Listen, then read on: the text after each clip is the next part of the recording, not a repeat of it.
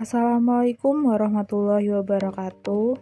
Perkenalkan, saya Cynthia Cindy Chania Primadani, NPM 1914051030. Di sini saya akan menjelaskan tentang distribusi Poisson dan teorema Bayes. Yang pertama ada distribusi Poisson.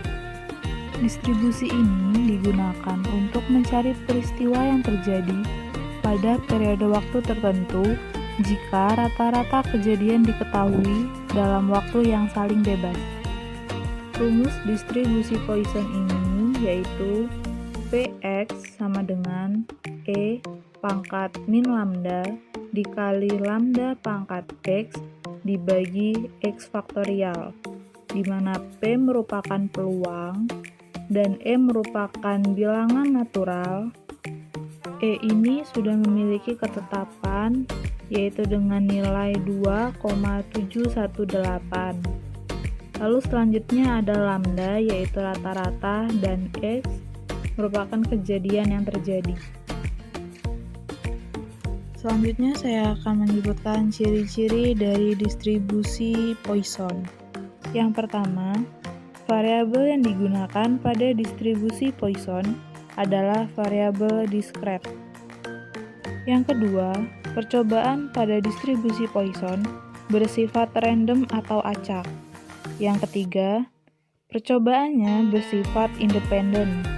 Yang keempat, biasanya digunakan pada percobaan binomial di mana N lebih besar dari 50 dan P kurang dari 0,1. Nah, kita akan lanjutkan ke contoh soal. Di sini ada sebuah toko baju yang mencatat bahwa rata-rata penjualan baju tidur sebanyak 3 buah setiap hari. Nah, berapakah peluang pada esok hari akan terjual 5 buah baju tidur? Di sini sudah diketahui bahwa rata-rata atau lambdanya yaitu sebanyak 3 buah dan X-nya sebanyak 5 buah.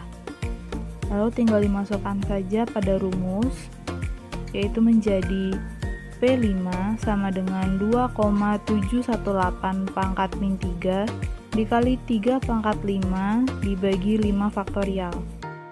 Dan didapatkan hasil 12,102 dibagi 120. 120 ini merupakan dari 5 faktorial. Lalu didapatkan hasil 0,10085. Yang kedua ada teorema Bayes. Nah, teorema ini untuk menghitung probabilitas terjadinya suatu peristiwa yang dipengaruhi oleh hasil peristiwa sebelumnya. Rumus dari teorema Bayes ini adalah peluang A karena adanya B sama dengan peluang B karena adanya A dikali peluang A dibagi dengan peluang B. Ciri utama dari teorema Bayes ini adalah asumsi yang sangat kuat akan independensi dari masing-masing kondisi atau kejadian. Sekarang lanjut ke contoh soalnya. Pada sebuah desa, bahaya karena adanya api sangat jarang terjadi, yaitu sekitar 2%. Namun, munculnya asap karena adanya kegiatan cukup sering terjadi, yaitu sebanyak 20%. Jika kebakaran berbahaya menghasilkan asap sebanyak 80%, maka hitunglah kemungkinan api berbahaya karena adanya asap. Dari sini dapat diketahui A sama dengan api, B sama dengan asap, PA yaitu 2%, PB yaitu 20%, dan peluang asap karena adanya api itu 80%. Kemudian digunakan rumus peluang A karena adanya B sama dengan peluang B karena adanya A dikali peluang A dibagi peluang B. Dalam soal ini dapat dituliskan juga dengan peluang api karena adanya asap sama dengan peluang asap karena adanya api dikali peluang api dibagi dengan peluang asap.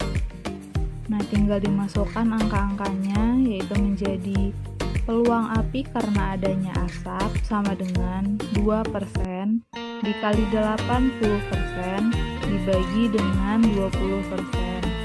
Maka hasilnya yaitu 8%. Terima kasih telah menyaksikan video ini.